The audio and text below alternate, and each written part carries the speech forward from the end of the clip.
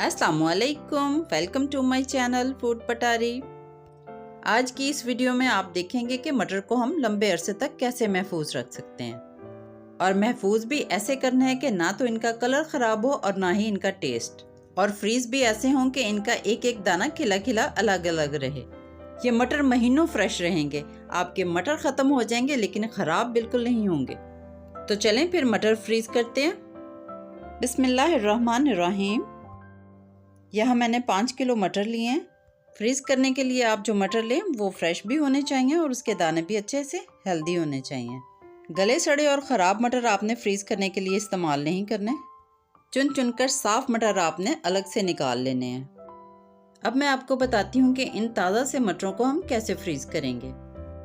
खुले बर्तन में तकरीबन 2 किलो पानी लेकर मैंने इसे चूल्हे पर रख दिया है, और इस पानी में मैंने 1 चम्मच नमक का डाल दिया है, और इसके साथ ही मैंने 1 चम्मच चीनी का भी इसमें शामिल कर दिया। नमक हमारे मटर के जायके को महफूज रखेगा और चीनी हमारे मटर के कलर को ख़राब नहीं होने देगी। पानी जब अच्छे से गर्म हो जाएगा तो बर्तन की गुंजाइश के मुताबिक हम इसमें मटर शामिल कर देंगे। आजकल मटर काफ़ी सस्ते मिल रहे हैं, तो इन्हें इस तरह ज़रूर फ्रीज़ कर लें। मटरों को पानी में शामिल करने के बाद एक दफ़ा इस तरह इसमें चम्मच चला दें और अब पानी में बॉयल आने दें। यहाँ हमने मटरों को गलाना तो नहीं है, इन्हें बस हम गर्म पानी में 2 मिनट बॉईल करेंगे। नमक, चीनी और उबलता हुआ ये गर्म पानी ये मटरों को लंबे अरसे तक महफूज करने में मदद देंगे। मटरों को इस तरह महफूज करने के बाद आप इनसे चाहे मटर पुलाव बनाएं या कीमा मटर, इनका टेस्ट बिल्कुल फ्रेश मटर जैसा होगा। मटरों को पानी में 2-3 अच्छे से उबाल आ गए। अब इन मटरों को हम पानी में से निकाल लेंगे और किसी खुले बर्तन में इन्हें ठंडा होने के लिए रख देंगे। मटरों को फ्रीज करने से पहले आपने इन्हें अच्छी तरह ठंडा कर लेना। सारे मटरों को मैंने इसी प्रोसीजर में से गुजारने के बाद इस तरह ठंडा कर लिए, लेकिन इन्हें अभी मैं फ्रीज नहीं करूंगी। इनको फ्रीज करने से पहले एक स्टेप हम और करेंगे। ये स्टेप आप भी ज़रूर कर लीजिएगा, इससे हमारे मटर रहेंगे बहुत ही खिले खिले। इन मटरों पे अब मैं लगा रही हूँ तकरीबन 3 टेबलस्पून कुकिंग ऑयल। इस ऑयल को आप सारे मटरों पे अच्छी तरह लगा दें ताकि सारे मटरों के ऊपर ऑयल की एक अच्छी सी कोटिंग आ जाए। इस काम के लिए आपने कुकिंग ऑयल ही इस्तेमाल करना है, घी इस्तेमाल नहीं करेंगे। इस तरह ऑयल लगाएंगे तो मटर अलग अलग रहेंगे और फ्रीज होने के बाद ये आपस में बहुत मजबूती से जुड़ेंगे नहीं, बल्कि खिले खिले रहेंगे। अब आप बेफिक्र होकर इन मटरों को किसी भी शॉपर में या किसी भी जिप लॉक बैग में डाल लें।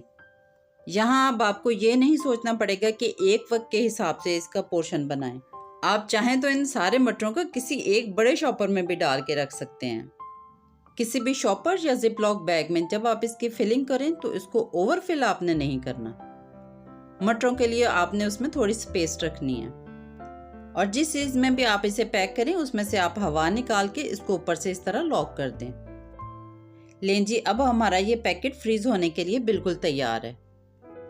अब इन मटरों को आप चाहे जितने मर्जी महीने महफूज रखें, आपके मटर ख़त्म हो जाएंगे लेकिन ख़राब बिल्कुल नहीं होंगे।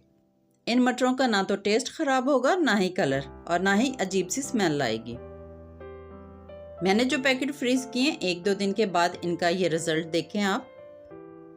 मटर ऐसे ज़बरदस्त फ्रीज हुए हैं कि अगर आपको इनमें से 4 दाने गिन के निकालने हो तो बआसानी आप निकाल सकते हैं। मैं पैकेट खोलकर आपको इसकी कंडीशन दिखाती हूँ। आप खुद ही देख लें कि मटर का एक एक दाना अलग है। हर दाना अपनी जगह अलग अलग फ्रीज हुआ है, बिल्कुल आपस में एक दाना भी नहीं जुड़ा। बस आपने यहाँ एक बात का ध्यान रखना है कि जब भी आप ये मटर का फ्रोज़न पैकेट निकालें तो जितनी ज़रूरत हो उतने मटर निकालने के फ़ौरन बाद बाकी पैकेट को फ़ौरन से फ्रीज़र में रख दें। मटर का ये पैकेट मैंने 2 हफ्ते पहले फ्रीज़ किया था। आप इसकी कंडीशन भी देख लें। मटर फ्रीज़ करने का ये तरीका अगर आपको अच्छा लगा है तो वीडियो को लाइक करें और मेरे चैनल फूड पटारी को सब्सक्राइब भी ज़रूर करें।